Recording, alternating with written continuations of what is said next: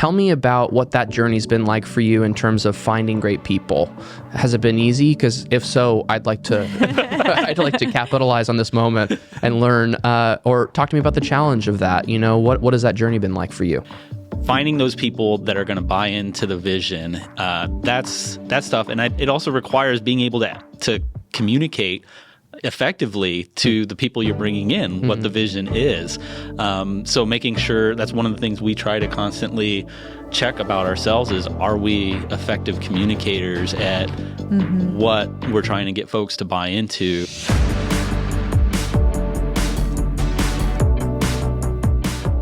Welcome back to another episode of Founders in Flight. I'm Sean Sidders, founder and CEO of Mallard Agency. I'm really excited for you to meet Adam and April Littmann today. They're the founders of Neighbor Interiors, an interior design firm based right here in North Texas. We get the chance to sit down and chat about things like grace, things like living with purpose, like leading a great team, finding great talent, and all of the struggles that go alongside all of those desires. I'm excited for you to listen. Adam and April, I'm so excited to have you guys on the podcast today. Just so fun to have not only people that I respect professionally, but also people who I've had the pleasure of interacting with personally. You guys are just great people, just in general. And so excited to dive into your story a little bit today. I've obviously gotten to know you guys pretty well, but would love to just start from the top. Tell me, what do you guys do for a living, and walk me through the story of how you came to today. Yeah, absolutely. So we are a full-service interior design firm here in Southlake. We specialize in new construction, custom homes, renovations, and furniture.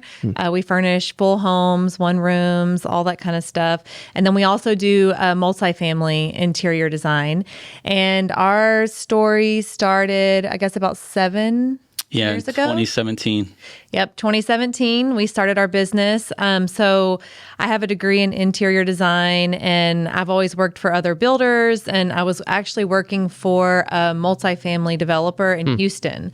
And it was a hectic schedule. I was traveling a ton. We had welcomed our daughter, and we were expecting our son.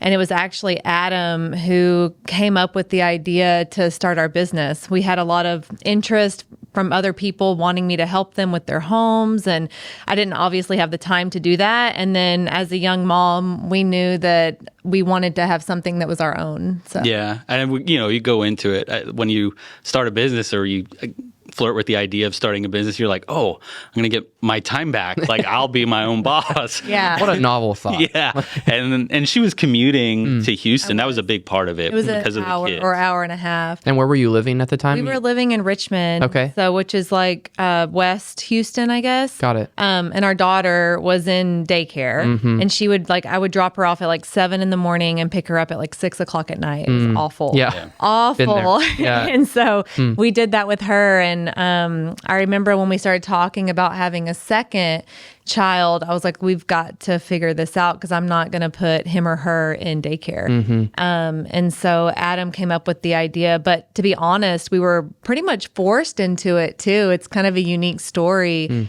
So that, that developer that I was working for, I was there 3 years, I think. 3 years. And I was his sole interior designer.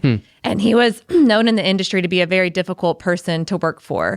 And so I worked for him for 3 years, stuck it out. It was very challenging and very hard.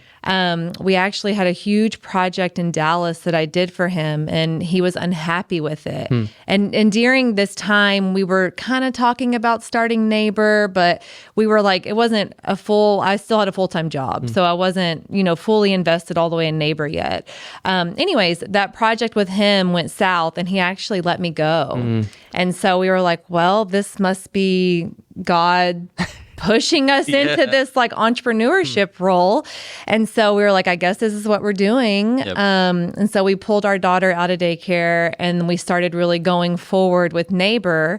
And then about 6 weeks later, he called me and he was like, I've made a huge mistake. Will you please come back? Oh, wow. And I was like, well, I've already started this business. And ironically, some of his investors had already wanted to work with me. They were like, you've left that company. We want to we want you to do our projects. And so I was like, it was a weird situation to be in, because I was like, I'm going to come back to work for you, but the people that you invest with, they're working with me in my business. And so it was like very weird. And so, anyways, I told him, I was like, I'll come back, but on my terms. Wow. And so I did. And then we got pregnant with our son. And then we ended up having another falling out with him. Oh, wow. And we went separate ways. We're like, we're done. And then we just went all in on Neighbor. So it's kind of a crazy story. Wow, that is a crazy story. I feel like I've heard more often than not, actually, like there's these unique circumstances where somebody has this kind of hunch for entrepreneurship, or they have kind of like a desire to do it, but like aren't ready necessarily to take the leap, and then something outside of their control kind of forces them into that. And it's fun to see how much you've grown in that 7-year period of time. But also, I know that that's a long journey. If I know anything about running a business and building a business to the level that you all have, that's a really hard journey. What is something that is different than what you expected, and maybe like one of those more challenging ways? What would you say that would be? I would say, honestly, the time. You go into it thinking, I'm going to have all this flexibility. And there certainly is an element to that. But what you learn is that you're going to start wearing a lot of different hats. Yeah. And you have to figure out very quickly how to manage your time, because you only have so much. And when you're like filling different roles, it becomes a real challenge. So I think that's one of those things that, hindsight, looking at it, it's like, yes, there's flexibility that comes with it. But if you want that flexibility, you got to learn time management really quickly and figure out how to, where your time is worth being spent. Yeah, I think that's a unique challenge. And then in the beginning of the business, I think one of the challenges too for me was Adam was still working full time for another company. And so, I was starting this business. I've never started a business. I mean, I know how to do interior design. I don't know how to run a business. Yeah. And plus we had two small children. Man. And so it was really like this progression of like, I was a stay-at-home mom, but I was starting a business. And then it started with like, we had childcare once a week, and then it was twice a week, and then it was 3, and then it was 4, because our business kept growing and growing and growing. But just, I think the unique challenges of, I had Adam's support and help, but obviously he had a full-time job of supporting our family. And so I think trying to start a business, start a family, and trying to figure out how to do all that, it was very challenging at that time. Yeah. Yeah, and I think that's the story of a lot of people. I feel like whenever they kind of are in that, like, I don't know, mid-30s range, they kind of start to become dissatisfied with the corporate environment or dissatisfied with whatever their profession looks like at any given time. Or somebody might be coming off of like a season of parenting a toddler and wanting to re-enter the workforce, but maybe wanting that flexibility that is so intriguing, but also hard to find once you actually get started. Right. And so what I'm curious about, I think about this a lot. I have a 3.5-year-old daughter and one on the way, and 2 girls, lucky me. I think about a lot, what do I want my daughter to learn about the world through my career? I'm curious because you have 2 kiddos. How old are they now? So our daughter's 8. Okay. She turned 8, and our son is 5. So fun. Yeah. Well, I need to learn from you in this conversation probably. But I guess in that vein, tell me, do you ever think about that? Do you ever think about like how your kids are watching you build something like this? And you guys are both in it, like all your chips in, same over on this side. What are your reflections around parenting and being an entrepreneur? Walk me through that. Yeah, it's a daily struggle because you want to provide and show them a strong work ethic and the values that you want to instill in them. Yeah. But at the same time, you want to spend as much time with them as possible. And it's a juggling act. And I know both of us, we have good days and bad days where we feel very conflicted of like, we're spending all this time to grow this business, and we know the value that it's providing a standard of living for our family. It's also allowing us to teach our kids on our terms what a solid work ethic looks like. Yeah. But at the same time, you're like, man, this does take time. This takes a lot of work. And, anytime the kids say, can you come play with us? It's that feeling of, yeah, I want to play. And it's teaching them also in that moment, as tough as it is, there's a time for work and time for play. The thing that we, I think, have been able to enjoy is that no matter how demanding our time may be, we're able to go to our kids' events. Like, we make it a point so important.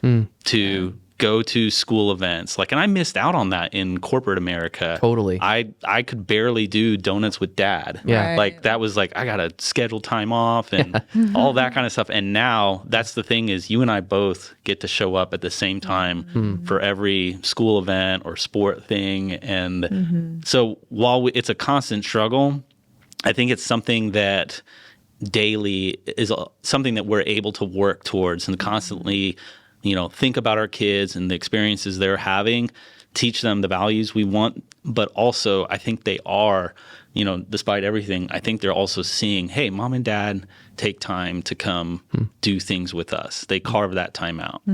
That's so cool. But yeah, it's hard because they do ask, oh, my daughter, oh, you're always working. And I'm like, like my heart, and I'm like, no, I'm not. Like, we play all the time, And so, but she'll ask, like, why do you always have to work? And I'm like, well, it's because we want to serve people. We're called to serve others. And then she's like, okay, and then I'm like, and because, like, we want to be able to have a house and, food on the table and all these things. But we always bring it back to just being able to serve others. And that's what we're called to do. And so I think teaching them that through the business has been a blessing. Yeah.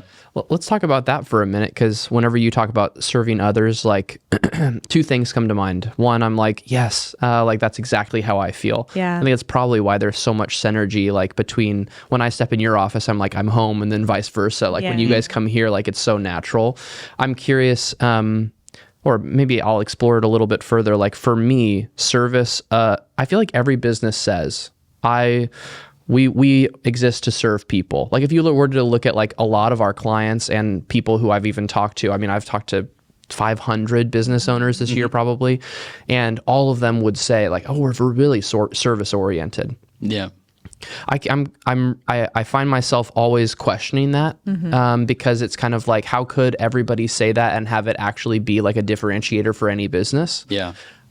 What does tangible, like differentiated service actually like look, feel, what does it actually, how does it manifest in your business in a way to where it's kind of a deep thought. It's like, like you don't want to discredit anybody else saying that they are service oriented, but it's kind of like, but are you? Right. No, it's an excellent question. I think for us, the way that we make that differentiation is we truly are trying to make the cares and concerns of our clients our own. And when they come to us to build a new house or renovate one or furnish one, we're approaching that on their behalf and looking at things not just to help them, but also things that they may not know what questions to ask. I mean, April can talk plenty about all the different things that you have to think about well in advance before you start, breaking ground on a new home. And if those things aren't planned in advance, you may miss out on that. And so for us, when we're meeting with our clients, we're really trying to advocate for them and focus on their needs. I like to think that that's enough of a differentiator, but it really comes from our who we are as, Well, and I think for me, because we do commercial projects as well, but primarily we work on residential projects.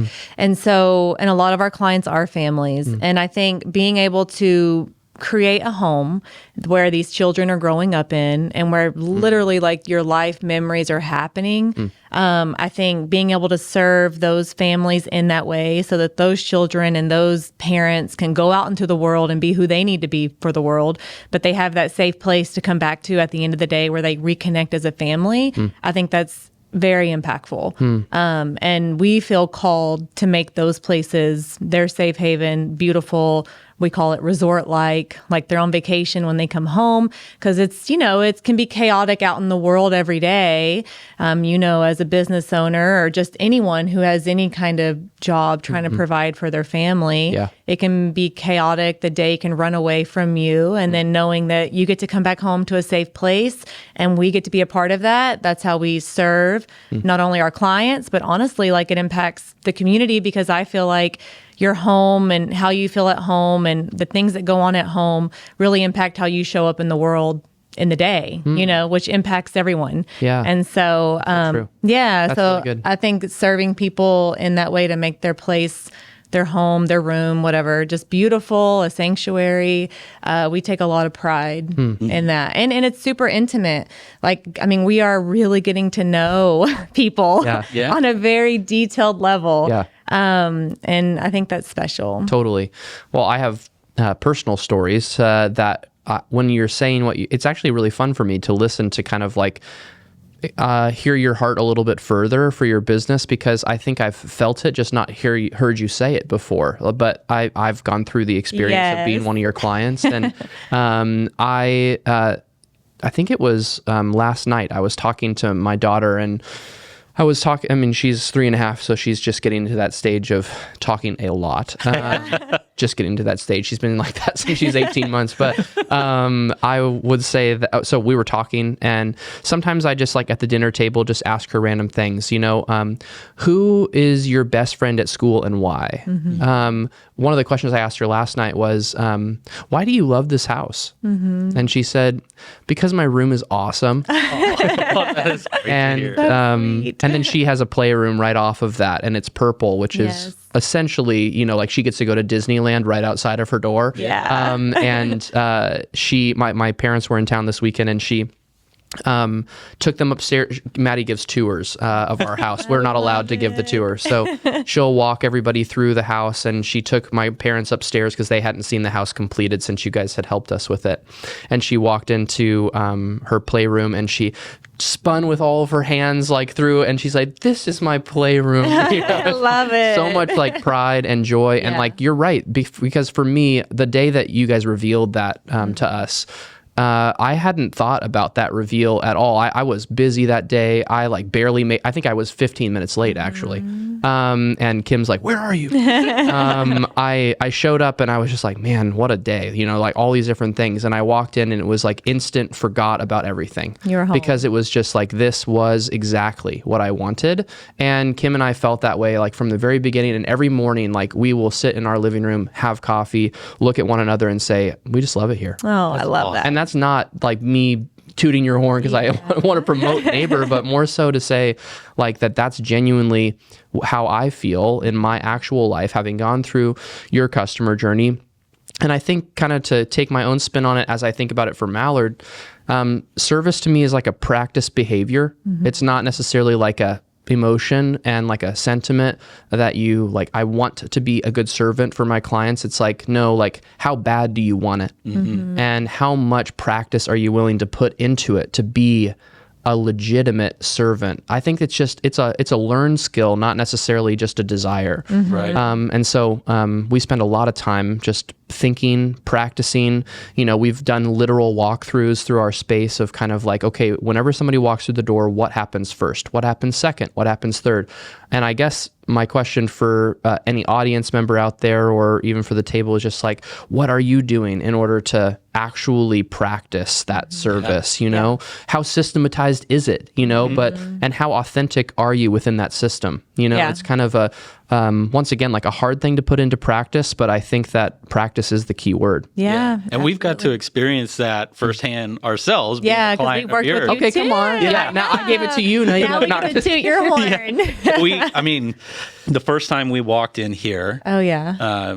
to explore the website, we walked out of here just wow. Yeah. The experience that we had from the staff that just came up and introduced themselves, to the way that the meeting was run and everything was presented, the conversations back and forth, just feeling like we were being genuinely listened to. We walked out of here wow. Super impressed. And the whole process has been wonderful, and it's been a great end result. Yeah. And I feel like every time we come to Mallard, like I feel very like, it's very like, I don't know, you guys are just super customer service oriented. You always make us feel very comfortable. You're always like, can I get you coffee? Can I get you water? Like, what do you need? Or have you read this book? Let me get you a Yes, copy of this exactly. book. You know, it's like, oh my gosh, I love it here. Yeah. Come work here. Come work here. Yeah, can I just come set up You shop always can. and work You here? always can. I know. It's awesome.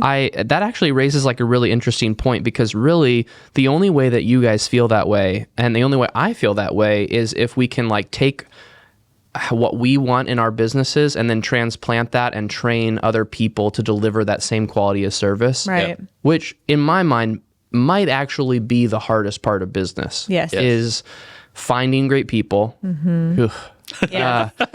keeping them, Yeah. and then like training them to think like you. Right. Which I think sounds potentially arrogant or short-sighted, but you're the business owner. Right. You're the one who had to grind in order to get to where you are, and now you're to the point of, I need to scale this operation. And the only way to do that in a service-oriented business is through people. People are our inventory, if you will.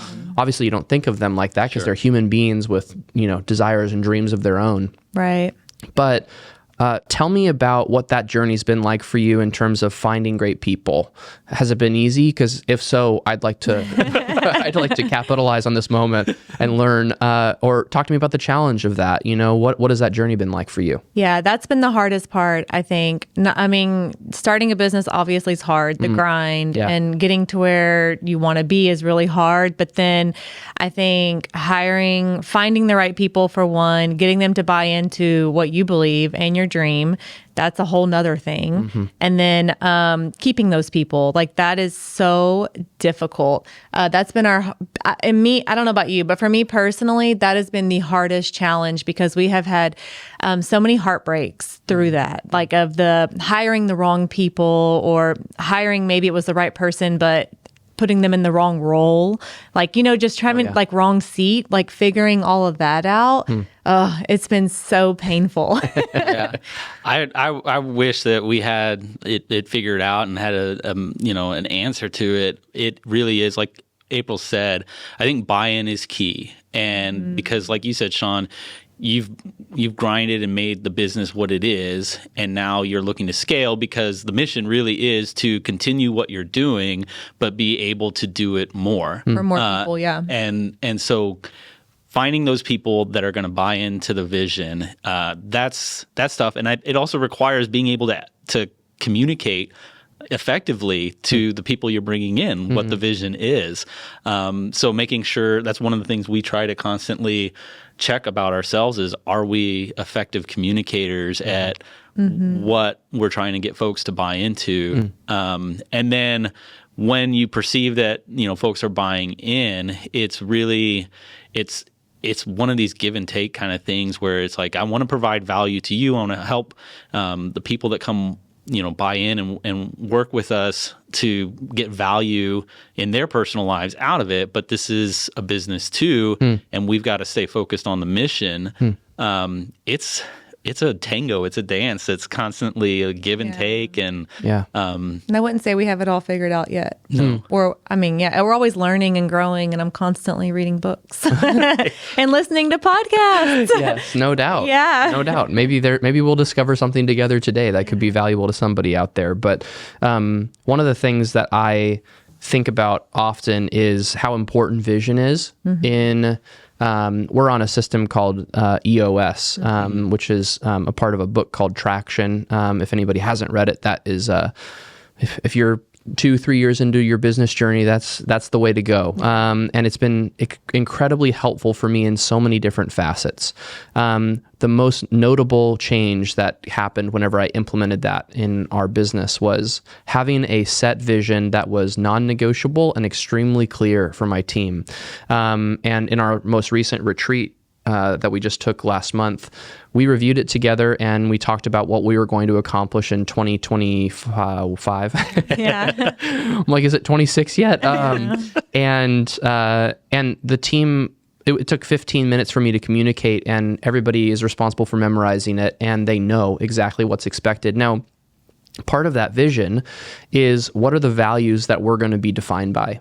And once again, like going back to like what we talked about with service, like it's one of those catchphrases. So our core values. It's like, yes, I have posters on my wall, but I promise they bleed through everything that we do. Yeah. I mean, we talk about them in every team meeting. If one of my team members was here, they would tell you that we talked about all 5 of them in the last 24 hours because they're so important, and it's what everybody's measured against. And one of those core values, going back to managing people, is 2 of them. One's give grace. And anytime I interview somebody, they always call that out as the one that caught their attention, which I think is really interesting. And then another one that we have that no one ever talks about or calls attention to is take responsibility.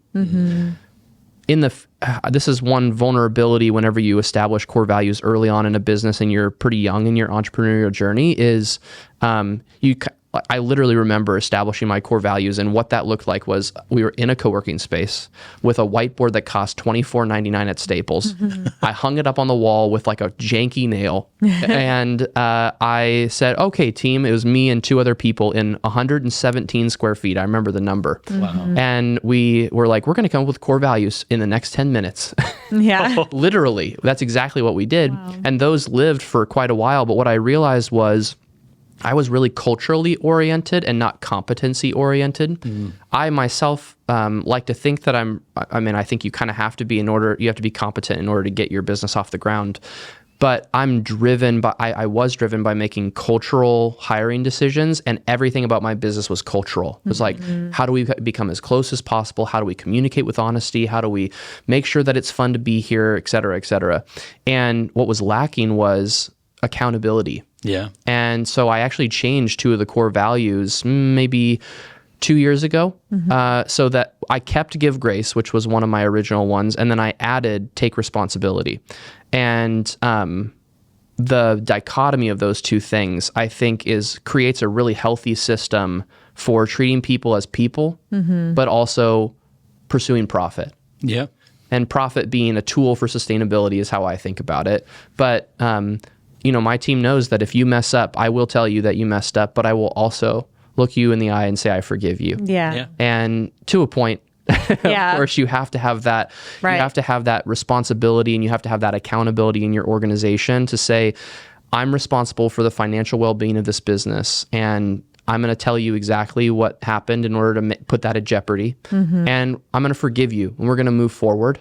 And that takes a lot of honesty, takes a lot of pursuit for, having hard conversations. Radical Candor is another book that's just really great, talking about similar concepts. When I talk about that, how have you employed grace or responsibility or accountability and balancing that like human component versus this, profits everything mentality? How do you balance that?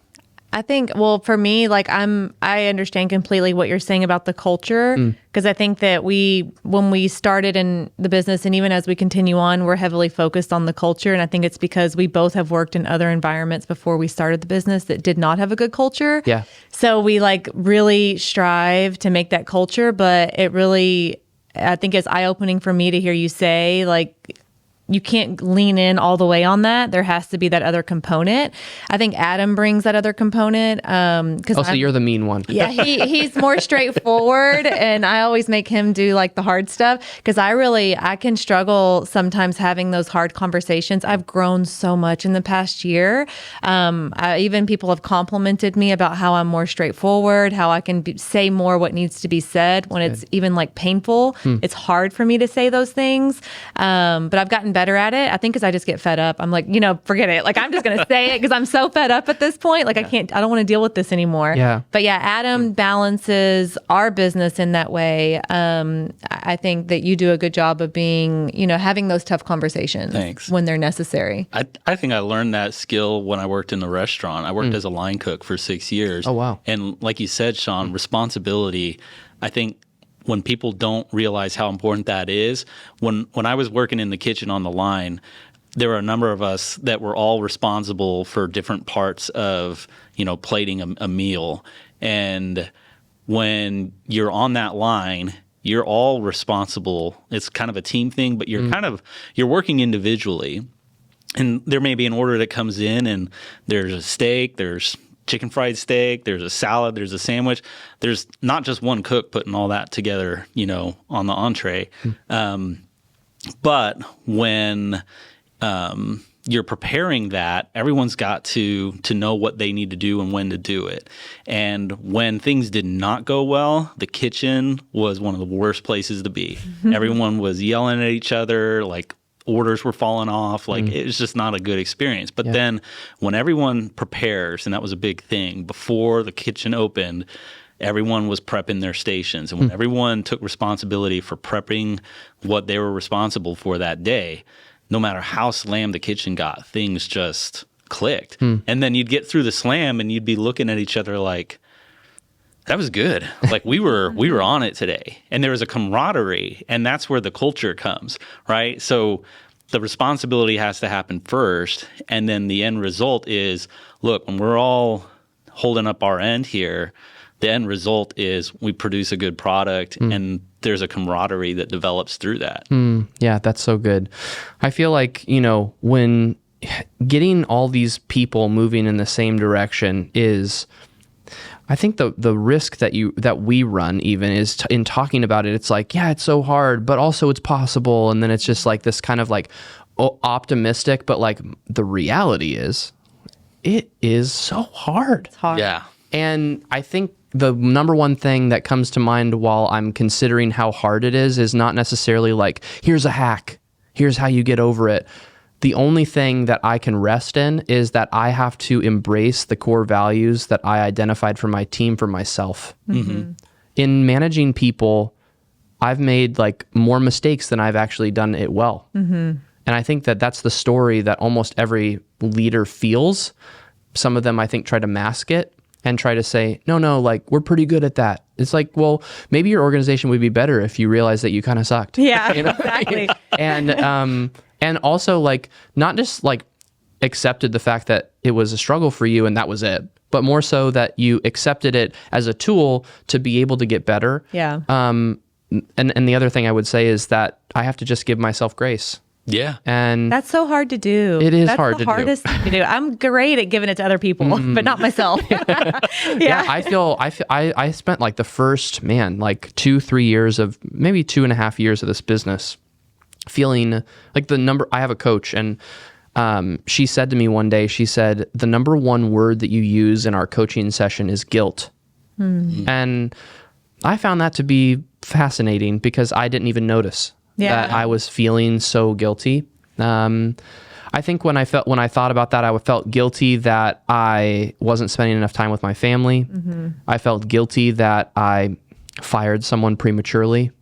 I felt guilty that I didn't give feedback when it was warranted. I felt guilty. You can go down the list. Go on and on and on of all the things that keep you up at night, I know. And it's kind of like, I feel like that guilt almost gets like, you like fight it and fight it and fight it. And you're like, no, I don't feel guilty.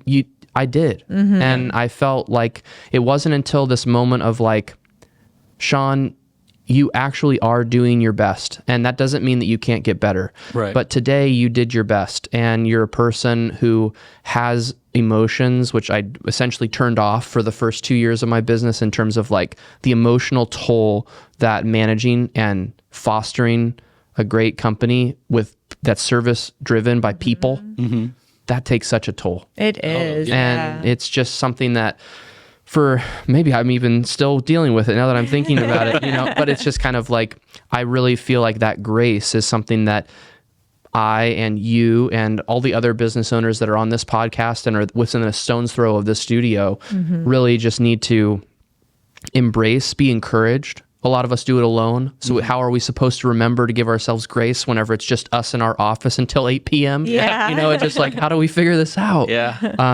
But anyways, I guess just an encouragement for all of us that, we can give each other grace, and that's where the support comes in, and then give ourselves that same grace. Yeah. I think, even just through this conversation, like, it's enjoyable being able to talk to someone else who's going through something similar. Yeah. I think it's just like, again, there's a camaraderie there. It's like, I understand and hear and feel exactly the emotions and the thought process that you're going through. And it's nice to hear that and someone talk openly about it, because it's like, man, this is our conversation at night. Every single we night. Talk about. And I'm just like, why is this so hard? Why can't we figure this out? And I'm very like, it's only me. It only happens to me. That's what I like. Yeah. I'm like, I'm the only one going through this. And so whenever we talk to other people, it's like, no, like everyone goes through this. This is normal. Yeah, 100%. It is normal. Yeah. It's not normalized, especially in high achieving individuals who like are building something great, and the world tells you like, you're successful, you have it all figured out, which once again sounds like a greeting card. Right. But like the truth of the matter is like, honestly, most of the time that's what people are telling me. They walk in my studio, they say, wow, this is like, wow, what a success. I'm like, did you know how much money I lost last month? You know, like, right. And it's just like, I'm not okay with losing money on a consistent basis, of course, but also like I've grown as an entrepreneur to say, Sean, you did your best. Yeah. And it's okay. Like the Lord will sustain you if this is what he wants. Yeah. Right. And you have to work really hard in order to make that happen, because that's what you're called to. But also don't forget about the other things that matter, AKA, you know, the people, the neighbor, you know, your daughter, Yeah. your wife, you know, like your marriage and your church and your Right. community and the people who you need to serve, like that are around you. And also like let yourself be served Yeah. and give yourself that grace. So Yeah.